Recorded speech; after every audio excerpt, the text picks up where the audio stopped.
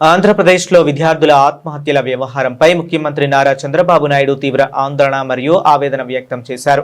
రంపచోడవరానికి చెందిన విద్యార్థిని శివాని ఆత్మహత్య ఉదాంతంపై CM Chandrababu Naidu real time governance society సమీక్ష సమావేశంలో ప్రత్యేకంగా ప్రస్తావించారు. చదువుల్లో ఎంతో చురుగ్గా ఉంటూ టాపర్ గా నిలిచిన శివాని ఇలా అర్ధాంతరంగా ప్రాణాలు కోల్పోవటం తమను తీవ్రంగా కలిచివేసిందని ముఖ్యమంత్రి వేదన వ్యక్తం చేశారు.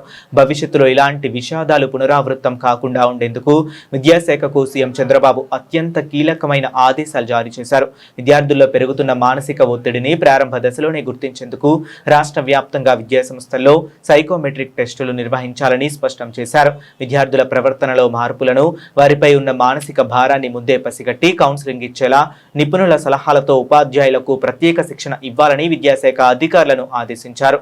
చదువుల పేరిట విద్యార్థులపై ఒత్తిడి తెచ్చే విద్యాసంస్థలపై కఠినంగా వ్యవహరించాలని, ప్రతి బిడ్డ ప్రాణ త్యాగానికి ప్రభుత్వానికి ఎంతో విలువైనదని ఈ సందర్భంగా సీఎం చంద్రబాబు నాయుడు పునరుద్ఘాటించారు.